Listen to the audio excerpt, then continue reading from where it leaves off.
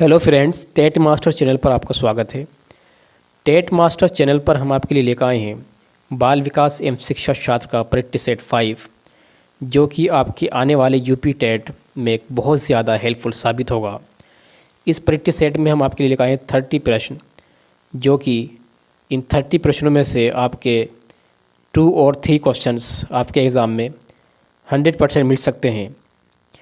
और फ्रेंड्स, आपसे रिक्वेस्ट है कि अगर आपने हमारा चैनल सब्सक्राइब नहीं किया हो तो आप हमारा चैनल सब्सक्राइब कर सकते हैं, वीडियो लाइक कर सकते हैं और बेल आइकन दबाना ना भूलें। आइए फ्रेंड, देखते हैं बाल विकास एवं शिक्षा शास्त्र का परीक्षा सेट 5। क्वेश्चन नंबर 1, निम्न कक्षाओं में शिक्षण की खेल विधि आधारित है।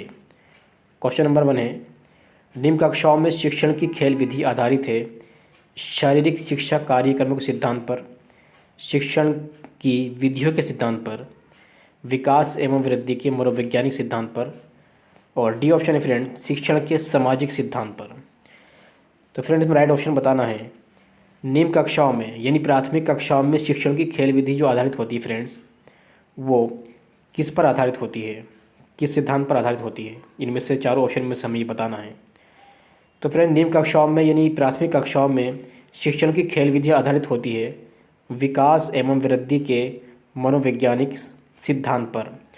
क्योंकि फ्रेंड्स, प्राथमिक कक्षाओं में या निम्न कक्षाओं में बच्चों की पढ़ाई के साथ साथ हमें ये भी ध्यान रखना चाहिए कि बच्चों की वृद्धि और विकास किस प्रकार हो रहे हैं, यानी कि वृद्धि और विकास पर भी बच्चों की हमें ध्यान देना चाहिए।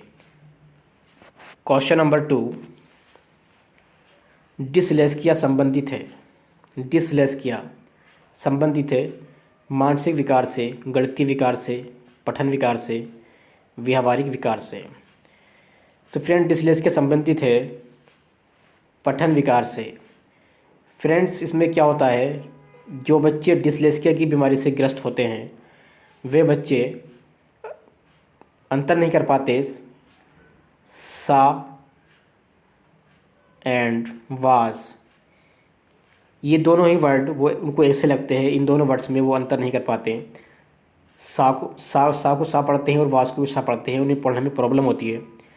तो इस तरह के बच्चों को हम कहते हैं कि वो डिसलेक्सिया से ग्रस्त हैं, यानी पढ़ाई में उनकी प्रॉब्लम होती है। इसलिए हमारा ऑप्शन सी राइट हुआ, पठन विकार से। क्वेश्चन नंबर 3, विशेष रूप से ज़रूरतमंद बच्चों की शिक्षा का प्रबंध होना चाहिए। दूसरे सामान्य बच्चों के साथ होना चाहिए। विशेष विद्यालय में विशेष बच्चों के लिए विकसित विधि द्वारा होना चाहिए। विशेष विद्यालय में होना चाहिए। विशेष विद्यालयों में विशेष शिक्षकों द्वारा होना चाहिए। तो फ्रेंड्स, इसमें राइट ऑप्शन में बताना है कि विशेष रूप से जो बच्चे ज़रूरतमंद होते हैं तो उनका जो शिक्षा का प्रबंध है वो किस प्रकार होना चाहिए। तो फ्रेंड्स, ज़रूरतमंद बच्चों की शिक्षा का प्रबंध होना चाहिए दूसरे सामान्य बच्चों के साथ, जिससे कि ज़रूरतमंद बच्चे भी दूसरे सामान्य बच्चों के साथ सीख सके और वो उनसे मोटिवेट हो सके। इसलिए हमारा ऑप्शन राइट है, दूसरे सामान्य बच्चों के साथ रहकर ही ज़रूरतमंद बच्चे अपनी शिक्षा अच्छी तरह से ग्रहण कर पाएंगे।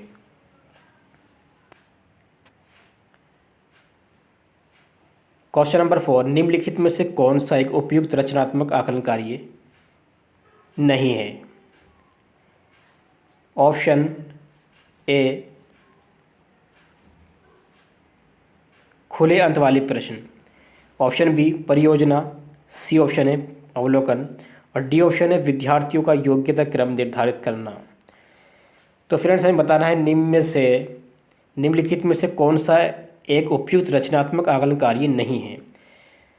तो फ्रेंड्स, खुले अंत वाले प्रश्न ये तो एक रचनात्मक आकलन कार्य है, ये भी एक रचनात्मक आकलन कार्य है। अवलोकन भी एक रचनात्मक आकलन कार्य है। और डी ऑप्शन विद्यार्थियों का योग्यता क्रम निर्धारित करना। तो फ्रेंड्स, ये एक रचनात्मक आकलन कार्य नहीं हो सकता, क्योंकि अगर टीचर इस तरह से करता है, विद्यार्थियों का योग्यता क्रम निर्धारित करता है, तो कहीं ना कहीं विद्यार्थियों के अंदर हीनता की भावना उपस्थित हो जाती है। आइए देखते हैं फ्रेंड्स, क्वेश्चन नंबर 5, एक प्रभावशाली अध्यापक होने के लिए ये महत्वपूर्ण है। पुस्तकों से उत्तर को लिखने पर बल देना, समूह गतिविधि के बजाय व्यक्तिगत अधिगम पर ध्यान देना, विद्यार्थियों के द्वारा प्रश्न पूछने के कारण उत्पन्न व्यवधान की अनदेखी करना, और फ्रेंड्स डी ऑप्शन है प्रत्येक बच्चे के संपर्क में रहना। तो फ्रेंड इनमें चारों ऑप्शन में से फ्रेंड्स राइट ऑप्शन में लगाना है कि एक प्रभावशाली अध्यापिका होने के लिए क्या ज़रूरी है, क्या महत्वपूर्ण है। तो फ्रेंड वो ज़रूरी है प्रत्येक बच्चे के संपर्क में रहना। फ्रेंड्स अगर कोई टीचर प्रत्येक बच्चे के संपर्क में रहता है तो इसका मतलब ये हुआ कि वो एक प्रभावशाली अध्यापिका या अध्यापक है, क्योंकि वो उसका पढ़ाई का अच्छी तरह से ध्यान रख रहा है और वो उसका हर तरह से ध्यान रखने में वो सक्षम हो रहा है, इसलिए उसे प्रत्येक बच्चे के संपर्क में रहना होगा। क्वेश्चन नंबर 5 एक प्रभावशाली अध्यापिका होने के लिए ये महत्वपूर्ण है। पुस्तकों से उत्तरों को लिखने पर बल देना, समूह गतिविधि की बजाय व्यक्तिगत अधिगम पर ध्यान देना, विद्यार्थियों के द्वारा प्रश्न पूछने के कारण उत्पन्न व्यवधान की अनदेखी करना, और फ्रेंड्स सी ऑप्शन है प्रत्येक बच्चे के संपर्क में रहना। तो फ्रेंड्स एक प्रभावशाली अध्यापिका होने के लिए ये महत्वपूर्ण है कि वे प्रत्येक बच्चे के संपर्क में रहे, जब भी वो प्रभावशाली अध्यापिका कहला सकती है। क्वेश्चन नंबर 6 कक्षा 1 में बच्चों में भाषा कौशल का विकास किस क्रम में होना चाहिए। तो फ्रेंड बताना इसमें सुनना, बोलना, पढ़ना, लिखना इस क्रम में होना चाहिए, या फिर 3 ऑप्शन नीचे देखते हैं, लिखना, पढ़ना, सुनना, बोलना, या सी ऑप्शन है सुनना, लिखना, बोलना, पढ़ना, और फ्रेंड्स डी ऑप्शन है लिखना, बोलना, पढ़ना, सुनना। इसमें से सही क्रम हमें लगाना फ्रेंड्स कि सही क्रम कौन सा है। कक्षा 1 में बच्चों में जो भाषा कौशल का विकास होता है उसका सही क्रम है फ्रेंड्स सुनना, बोलना, पढ़ना, लिखना। तो फ्रेंड्स बच्चे पहले सुनते हैं, उसके बाद बोलते हैं, और फिर वो पढ़ते हैं, उसके बाद वो लिखने की कोशिश करते हैं। तो इसलिए हमारा ए ऑप्शन राइट हुआ।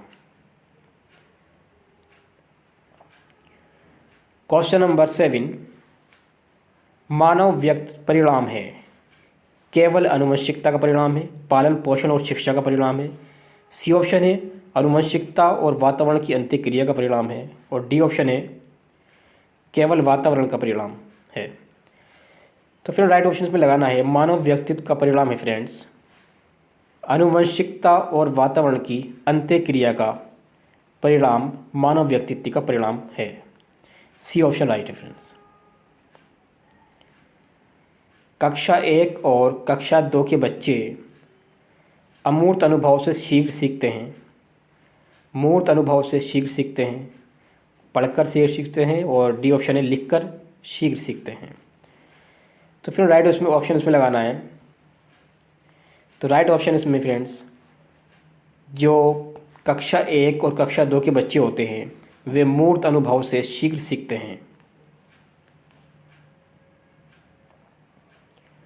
क्वेश्चन नंबर 9 एक सशक्त विद्यालय अपने शिक्षकों में निम्नलिखित योग्यताओं में से किसे सर्वाधिक बढ़ावा देगा।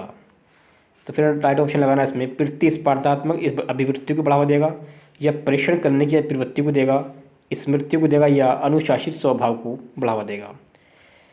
तो फिर राइट ऑप्शन इसमें लगाना है हमें एक सशक्त विद्यालय अपने शिक्षकों में जो बढ़ावा देगा वो योग्यता को वो कौन सी होगी।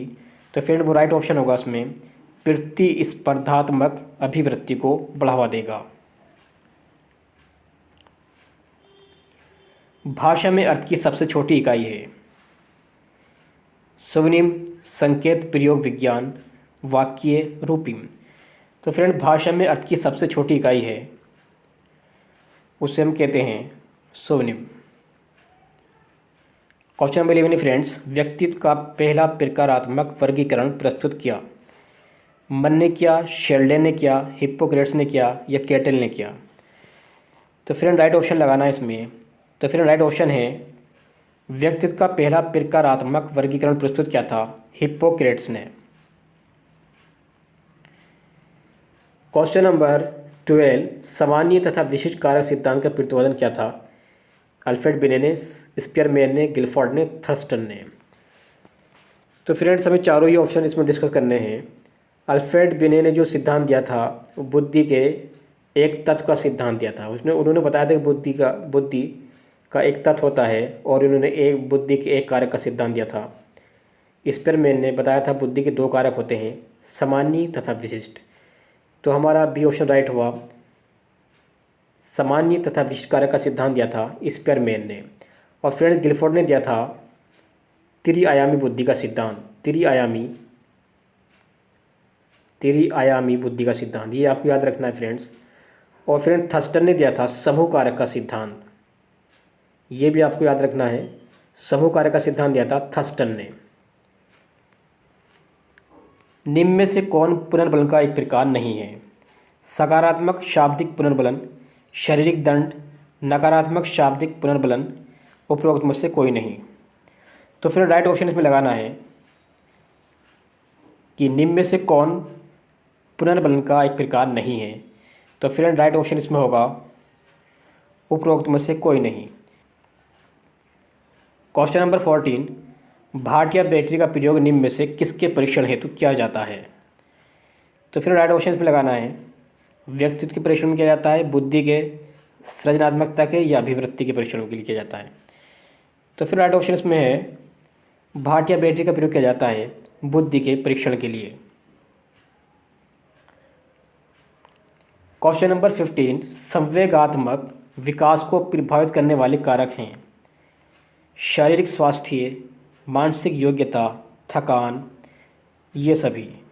तो फ्रेंड्स संवेगात्मक विकास को प्रभावित करने वाले कारक ये सभी हैं। क्वेश्चन नंबर 16, निम्नलिखित में से कौन सा समाजीकरण का एक प्रमुख कारक है? कंप्यूटर, आनुवंशिकता, राजनीतिक दल, परिवार। तो फ्रेंड्स इसमें राइट ऑप्शन लगाना है। समाजीकरण का एक प्रमुख कारक है। तो फ्रेंड्स समाजीकरण का एक प्रमुख कारक है परिवार, क्योंकि फ्रेंड्स परिवार से ही सबसे पहले समाजीकरण स्टार्ट होता है और इसलिए ही समाजीकरण का प्रमुख कारण परिवार ही होता है। क्वेश्चन नंबर 17,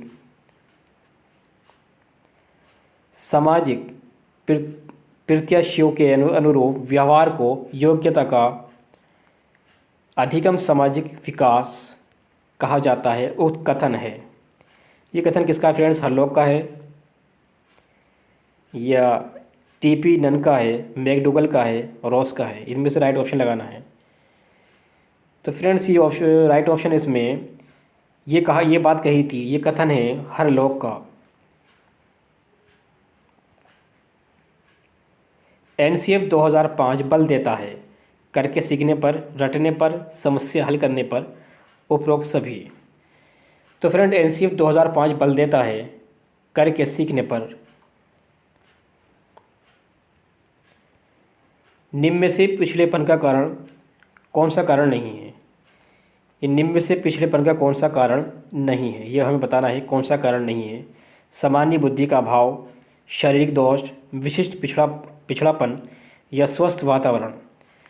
तो फ्रेंड्स पिछड़ेपन का कौन सा कारण नहीं है? तो फ्रेंड्स वो होगा इसमें डी ऑप्शन, स्वस्थ वातावरण पिछड़ेपन का कारण नहीं है। बाकी वो तीनों ये पिछड़ेपन के कारण हैं। क्वेश्चन नंबर 20, वाइगोत्स्की के सिद्धांत का निहितार्थ है? प्रारंभिक व्याख्या के बाद कठिन सवालों को हल करने में बच्चों की सहायता ना करना। बी ऑप्शन है बच्चे उन बच्चों की संगति में श्रेष्ठ रूप से सीख सकते हैं जिनका उनके बुद्धि लब्धाम से कम होता है। और सी ऑप्शन है फ्रेंड सहयोगात्मक समस्या समाधान। और डी ऑप्शन है प्रत्येक विद्यार्थी को व्यक्तिगत रूप से दत्तकारी देना। तो फ्रेंड इसमें राइट ऑप्शन लगाना है। वाइगोत्स्की के सिद्धांत का निहितार्थ है फ्रेंड सहयोगात्मक समस्या समाधान। क्वेश्चन नंबर 21, असंगठित घर से आने वाला बच्चा सबसे अधिक कठिनाई का अनुभव करेगा। तो फ्रेंड्स इसमें राइट ऑप्शन लगाना है, सुनिर्मित पाठों में करेगा, स्वतंत्र अध्ययन में करेगा, नियोजित निर्देश में करेगा, या अभ्यास पुस्तिकाओं में अधिक कठिनाई का अनुभव करेगा। तो फ्रेंड्स असंगठित घर से जो बच्चे आते हैं उनके अंदर अनुशासन और आत्मनिर्भरता की कमी पाई जाती है। उनके अंदर ये गुण नहीं होते अनुशासन के या आत्मनिर्भरता के, इसलिए वो जो कठिनाई का अनुभव करेगा वो करेगा फ्रेंड्स स्वतंत्र अध्ययन में। स्वतंत्र अध्ययन में कठिनाई का अनुभव करेगा। क्वेश्चन नंबर 22, जब बालक सीखने के लिए तैयार होता है तब वे जल्दी प्रभावशाली तरीके से सीखता है। ये सिद्धांत प्रतिपादित किया गया है थॉर्नडाइक द्वारा, स्किनर द्वारा, और सी ऑप्शन है फ्रेंड्स पावलोव द्वारा, कुर्ट लेविन द्वारा। तो फिर राइट ऑप्शन लगाना इसमें। फ्रेंड जब बालक सीखने के लिए तैयार होता है तब वो जल्दी सीख जाता है और प्रभावशाली तरीके से सीखता है। तो फ्रेंड्स ये सिद्धांत प्रतिपादित किया था थॉर्नडाइक ने अपने तत्परता के नियम के अंतर्गत कि अगर कोई बच्चा सीखने के लिए तैयार रहता है तो वो तभी प्रभावशाली तरीके से सीख सकता है, अन्यथा नहीं। तो हमारा ये ऑप्शन राइट हुआ थॉर्नडाइक द्वारा। क्वेश्चन नंबर 23, बिने साइमन परीक्षण द्वारा मापन किया जाता है सामान्य बुद्धि का, विशिष्ट बुद्धि का, अभिवृत्ति का, अभिक्षमता का। तो फ्रेंड बिने साइमन परीक्षण द्वारा मापन जो किया जाता है वो किया जाता है विशिष्ट बुद्धि का। बी ऑप्शन राइट है। समावेशी शिक्षा मानती है कि हमें के अनुरूप बदलना है। कैसे बदलना है फ्रेंड्स? व्यवस्था को बच्चे के अनुरूप बदलना है, परिवेश को परिवार के अनुरूप बदलना है, या बच्चे को परिवेश के अनुरूप, या बच्चों को व्यवस्था के अनुरूप। तो फ्रेंड्स समावेशी शिक्षा है वो ये मानती है कि व्यवस्था को बच्चे के अनुरूप बदलना चाहिए, जब ही अधिगम प्रभावशाली और अफेक्टिव रहेगा।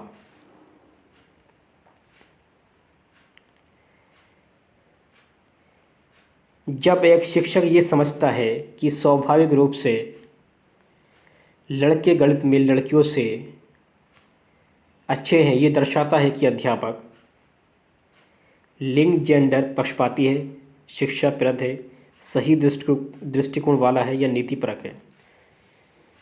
तो फ्रेंड्स ये बताना है आपको राइट ऑप्शन। फ्रेंड जब एक शिक्षक ये समझता है कि लड़के जो होते हैं वो लड़कियों से तेज़ होते हैं, पढ़ने में अच्छे होते हैं, यानी गणित में जो गणित विषय है उसमें अच्छे होते हैं लड़के लड़कियों से, तो ये इसका मतलब ये है कि वो टीचर जो है वो लिंग जेंडर पक्षपात की भूमिका निभा रहा है। अगर कोई टीचर ये समझता है तो वो लिंग जेंडर पक्षपाती भूमिका को निभा रहा है। क्वेश्चन नंबर 26, विस्मृति कम करने का उपाय है।